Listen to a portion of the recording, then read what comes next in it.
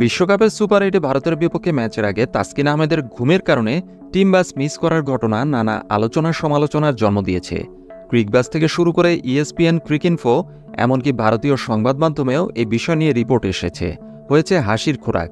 সংবাদ মাধ্যমের খবর, সেদিন ঘুম থেকে উঠতে দেরি করায় দলের সঙ্গে মাঠে যেতে পারেননি তাসকিন আহমেদ, আর এজন্যই নাকি কোচ চান্ডিকা হাথুর সিংহা তাকে ভারত ম্যাচের একাদশের দলে রাখেননি।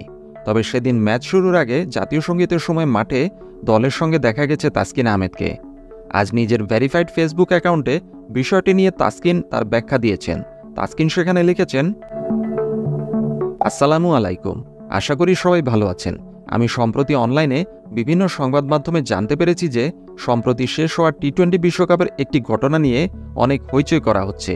প্রথমত আমি সবাইকে জানাতে চাই যে বেশিরভাগ সংবাদ এবং তথ্য যা ছড়ানো হচ্ছে তা কেবল গুজব, এবং আমি আশা করি ভক্তরা এটি সেইভাবে দেখবেন।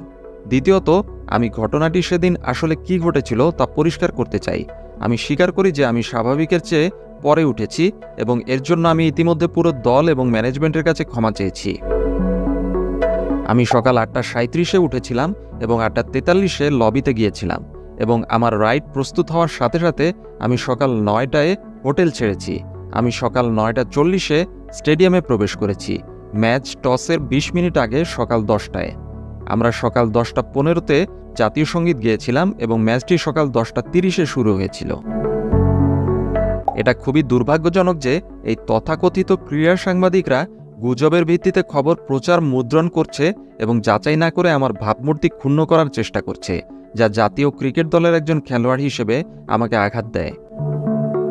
যারা আমাকে চেনেন তারা জানেন আমি আমাদের দেশকে কতটা ভালোবাসি এবং বাংলাদেশকে প্রতিনিধিত্ব করার জন্য কতটা নিবেদিত, উৎসাহী এবং গর্বিত।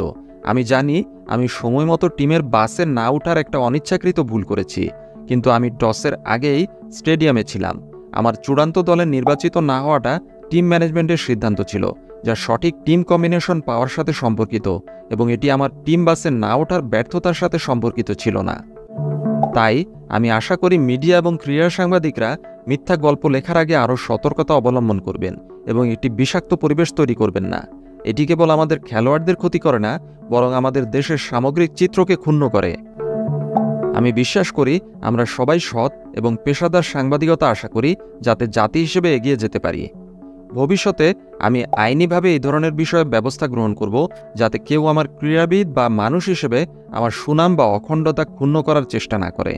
আমার সকল ভক্তদের ধন্যবাদ তাদের অব্যাহত সমর্থনের জন্য। সবশেষে ক্ষমা চাওয়ার ইমোজি দিয়ে নিজের পোস্টের ইতি টেনেছেন তাসকিন আহমেদ। আসলে আপনি যখন অগণিত দর্শকের সামনে পারফর্ম করবেন, হোক সেটা মঞ্চনাটক, টিভি নাটক বা সিনেমা কিংবা ফুটবল ক্রিকেট, আপনাকে যেমন দর্শক হাততালি দিবে তেমনি সমালোচনাও করবে। এটা আপনাকে স্বাভাবিকভাবেই নিতে হবে।